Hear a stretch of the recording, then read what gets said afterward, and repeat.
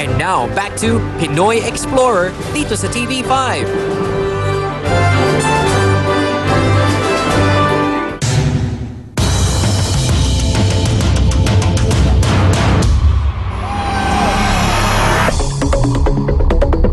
Puerto Princesa to El Nido by land.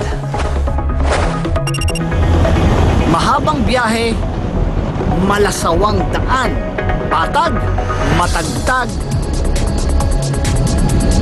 Kahit ano tatahakin ko, mahanap lang ang ating mga ninuno.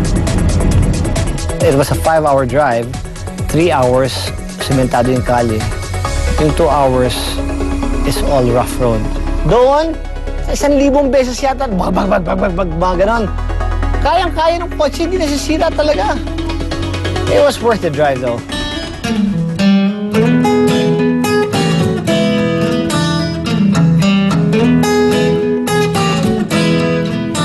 Para first time ko nakapunta mismo sa bayan ng El Nido. Kasi usually dito pupunta tayo doon mismo sa tourist destination, yung mismo mga resorts, sa mga 5-star resorts. But first ako dito sa bayan. So I was thinking, parang sabi ko sana hindi naman sayang na pollute na siya o ganyan. But tignan mo, tahimik pa rin, maayos pa rin. Tignan nyo, linis, ang ganda oh. Dito, tignan nyo, meron sila maliliit na, ano ba, ang tawag ba dito? In, oo, yeah. Tignan mo, ganda ng karakter nito.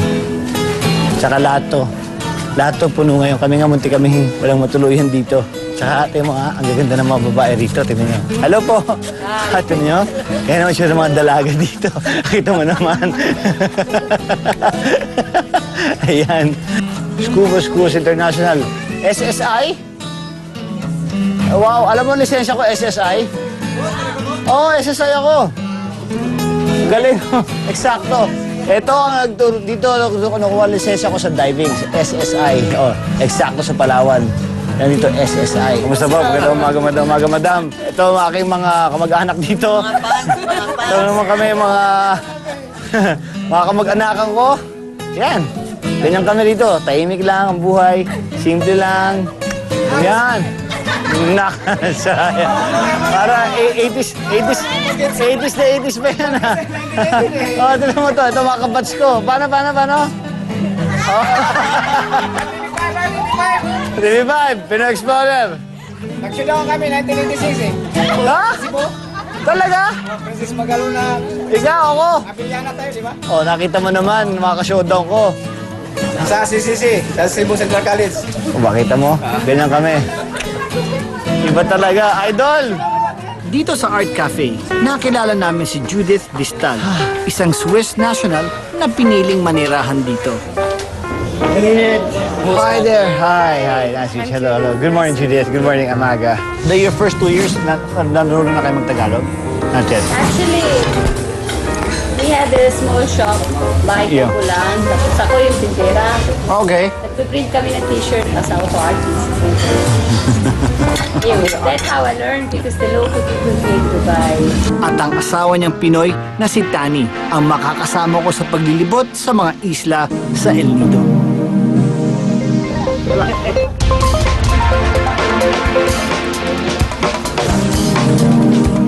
Si Tani? Ay, hello. O, siya ang makakasama natin.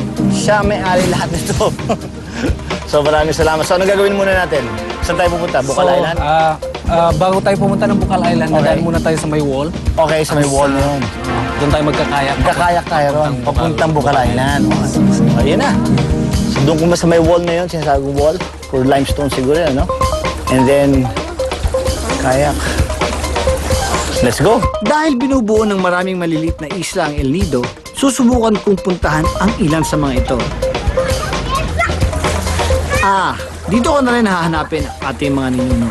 Ano kaya ang itsura ng kanilang lugar na tinitirhan? Kailan ka pa nagtayo nitong itong this tour mo na to?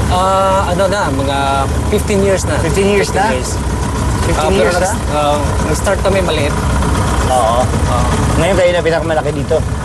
Oo, parang. Almost. Dito, oo. Almost. Diba? Si Tani ang pioneer ng exploration and adventure tourism dito sa El Nido. Ito yung pinakamalaking isla dito sa El Nido. Ito. Yan. Sa El Nido? Ito yung Cadlaw Island. Yung pinakamalaking isla dito. Whether you believe this or not, never pa ako nag-kayak talaga. Parati ako boat, jet ski, water ski, wakeboard, ganyan, but I never did kayaking. So, I was excited. I was looking forward to kayak sa Palawan pa. So, di ba, what more can you ask for? Gagawin natin ngayon, itong wall, kayak. So, lulub na ako sa dagat talaga. Sa tola. Gusto ko na. Teka lang. One! Teka lang. Bilis! Teka lang. Pupuno ka kami si Aga. Sarap, man. Kahapon pa to. Sabi niya, have you tried paddleboarding? Sabi ko, not yet. But, you know, I'm game because sanay naman ako sa dagat. So, binaba niya, sinampahan ko kagad. Tinuro sa akin, ganito lang. Ganun lang, mabilis lang. Instinct ko lang yan, alam ko na yun. So, game, nag-roll na. Nako, hindi ko na maantay si Direk sa pagsabi ng roll, action, tagal. Ay, sa sobrang sarap mag-paddleboard, nakalimutan ko na ang director ko.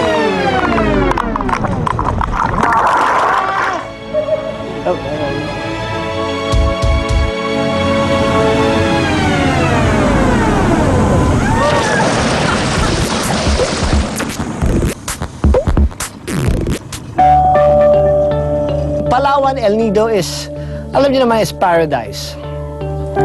And I think that's the best combination sa ganun, no? Paradise, water sport that's quiet, meaning walang makina, walang ganyan. So that's perfect for El Nido. Pero sabi ni Tani, tuloy pa rin ang kayaking. Ayos! At doon sa small lagoon ng Minilok Island ko ito susubukan. Ito na. Nyaha! So ito pupunta natin. Ano ba yung lugar na meron lagoon? Yung sa may Minilok? Sa Minilok area yan. Minilok. Minilok area tawag doon. Minilok, Mamaya pupunta tayo doon. Pupunta tayo ron. Nasa Minilok Island tayo ngayon at papasukin ko yung small lagoon. Dala ko to speedboat ko. Tara. Good sign daw ang makakita ng maraming tao dito. Ibig sabihin, umuunlad ang kanilang turismo.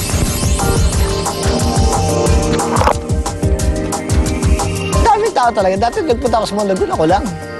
Tsaka yung bankero lang.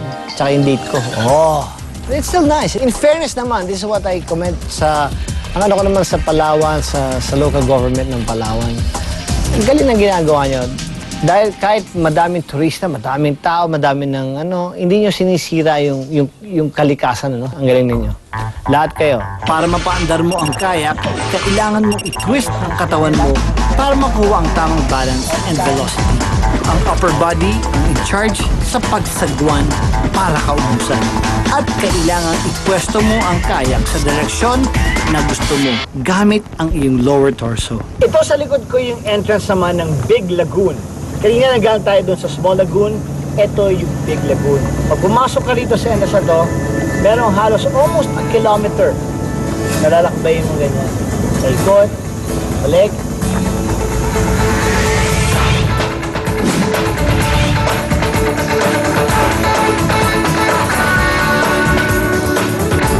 Dito kaya sa Bakawan, mahanap ko na ang ating mga ninuno.